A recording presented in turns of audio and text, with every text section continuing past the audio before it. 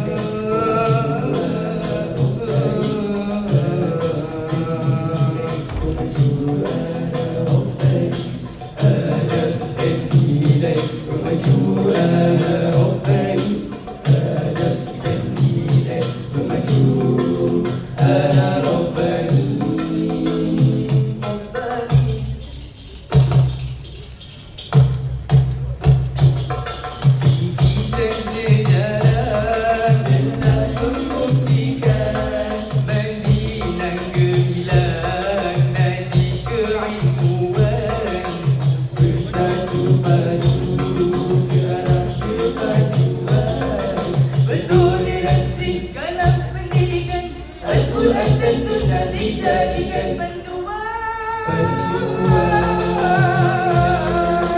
Ya, ya Allah. Pada ilmu keilmuan, pada kejujuran atas perpisahan, mencari asal usaha ditingkatkan hingga generasi alam berwawasan. Mari bersama kita jemput majukan seiring jalan kita dalam jadi beradaban hidup akhirasi. Ibu yang ramai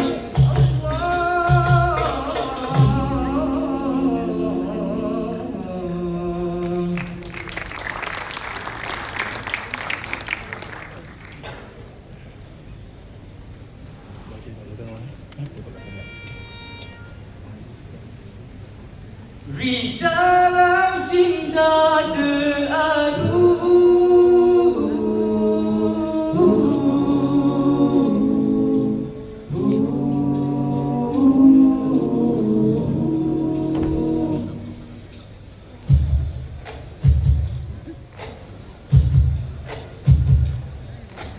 Di hening malam doa bergema, cahaya ilahi menyinari jiwa. Al-Quran sungai hikmah yang memekar, sunnahmu doa hidup yang benar. Kitabullah membimbing ke jalan mulia, menghapus gelap hati, menerangi dunia, berbekalkan mukjizat menuju ke jalan penuh makna. Rasulullah pernah bersabda kepada umatnya, ku tinggalkan dua pustaka semata di jiwa. Al-Quran dan sunnah kau pegang erat, takkan tersesat dunia hingga akhirat. Ya Rabbi, tunjukilah kami jalan ilahi. Al-Quran dijulang membimbing sanubari, kalam ilahi penuh syiar hakiki menuju cinta Allah yang abadi.